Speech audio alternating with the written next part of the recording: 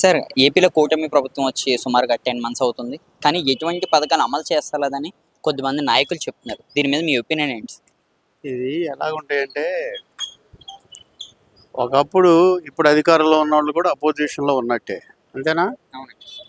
అదేవిధంగా ఆ అపోజిషన్ వాళ్ళే ఇప్పుడు అధికారంలోకి వచ్చారు. I right? Yes sir. అప్పుడు వీళ్ళే ఏ మాట అన్నారు, అవునండి. ఇప్పుడు వాళ్ళే అదే మాట అంటున్నారు. Hmm. ఈ రెండు రకాల రాజకీయ నాయకులనండి లేదా పార్టీల వాళ్ళు కూడా ప్రజల సంక్షేమానికి ఇవ్వవలసినటువంటి ప్రాముఖ్యం ఇచ్చే ప్రయత్నాలు వాళ్ళు చేశారు, వీళ్ళు చేశారు, చేయలేదని ఎట్టంటాం. Okay sir.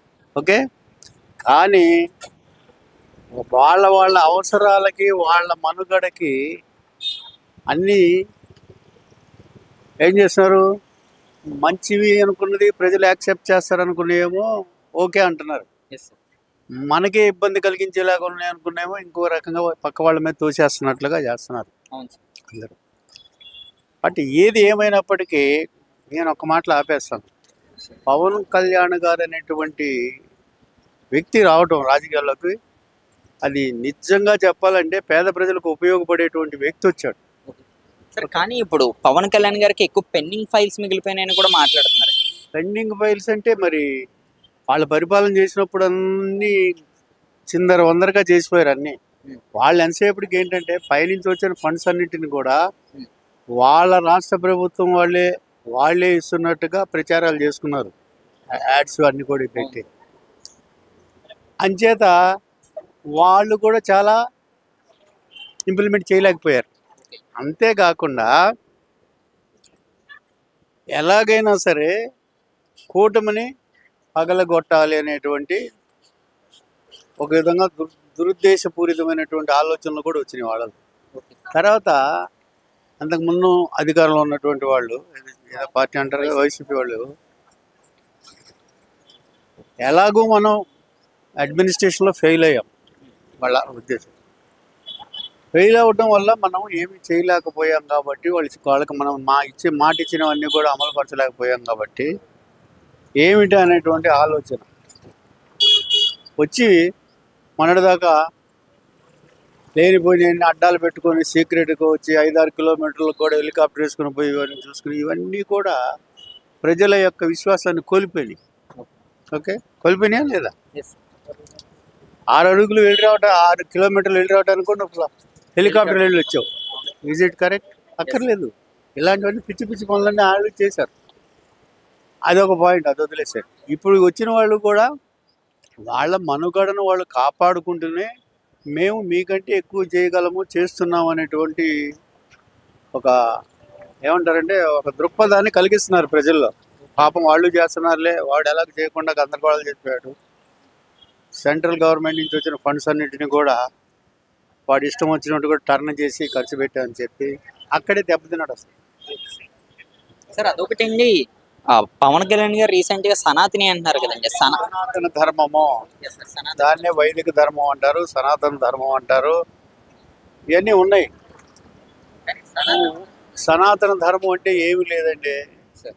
వీళ్ళు ఎన్ని చెప్పినా సనాతన ధర్మం అంటే ఏమి లేదు. ధర్మం అంటే ఒక కొన్ని పద్ధతులు ఉంటాయి దానికి. దాని గురించి ప్రత్యేకంగా నిజాయితీగా అసలు సనాతన ధర్మము అంటే ఏమిటి అని ప్రశ్నిస్తే ఎవడు సమాధానం చెప్పలేకపోతున్నారు 100%గా.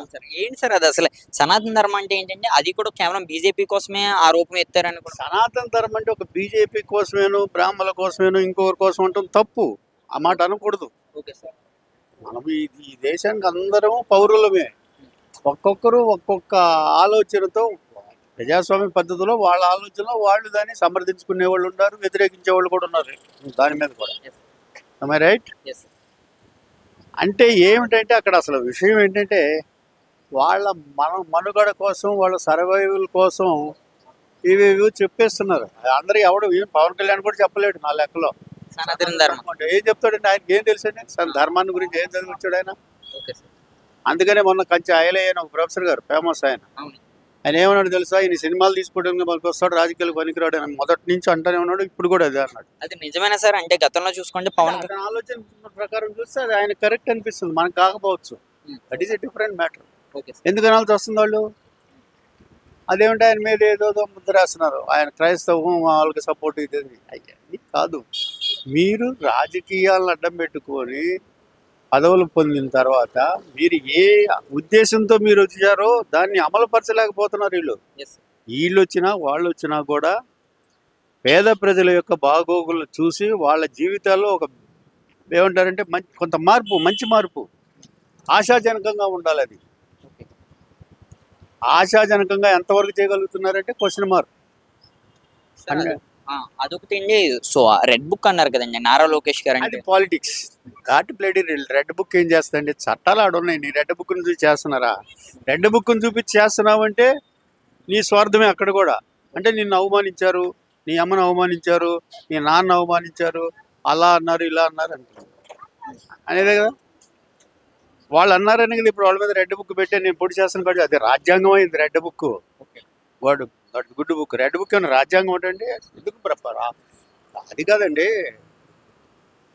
అంబేద్కర్ గారు రాసినటువంటి రాజ్యాంగం ఉంది కదా. వీళ్ళ రెడ్ బుక్ అంటే ఏంటి? మమ్మల్ని అవమానించారు, మమ్మల్ని కొట్టారు, తిట్టారు, మమ్మల్ని పొడుస్తూ ఉన్నారు, కరుస్తూ ఉన్నారు, అవమానించారు అనేదా? వాటిని ఆ పగ తీర్చుకోవడానికి ఇద్దరు కుర్రోళ్ళు కనుక తన్నుకుంటే ఈసారి చెప్తా ఉండరా నీ సంగతి అన్నట్టు. అందుకంటే ఏం లేదు. ఇవన్నీ మీరు వచ్చిన వాళ్ళు అధికారాన్ని సాధించుకున్నారు, వచ్చారు. Yes sir. పేద ప్రజలు దిక్కు దివాణం లేనటువంటి వాళ్ళందరికీ కూడా మీరు ఏమి ఊతమిస్తున్నారు, వాళ్ళని ముందుకు తీసుకెళ్తున్నారు. అది ఆర్థికంగా, సాంఘికంగా, విద్యారంగంలో, ఇంకా వైద్య రంగంలో అన్నింటిలో కూడా వాళ్ళకు కూడా ప్రాముఖ్యం ఇచ్చి వాళ్ళ సమస్యలను తెలుసుకొని మీరు వాటిని వెంటనే అమలుపరిచే ప్రయత్నం చేయాలి. కాకపోతే వాళ్ళు వచ్చి ఇంక సంవత్సరం కూడా అవ్వలేదు కాబట్టి కొంత టైం పడుతుంది. అయిపోయింది ఆ టైం కూడా. దాదాపు 1 yearకి వచ్చేస్తున్నారు కదా.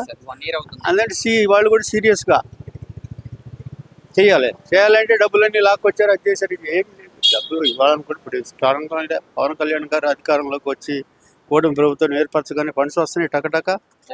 కాకపోతే ఏంటంటే పవన్ కళ్యాణ్ గారు ఈ డబ్బుని దుర్వినియోగం చేయకుండా, ఎవరి జేబులోనూ పెట్టకుండా పేద ప్రజలకు మేలు జరిగే పనులు చేస్తున్నాడు. That is the greatness of Pawan Kalyan. ఆయనకే సంపాదించగలడు, రాజకీయాలు వచ్చి సంపాదించుకోవాలి తినాల్సినటువంటి కర్మ ఆయనకు లేదు. Okay thank you sir.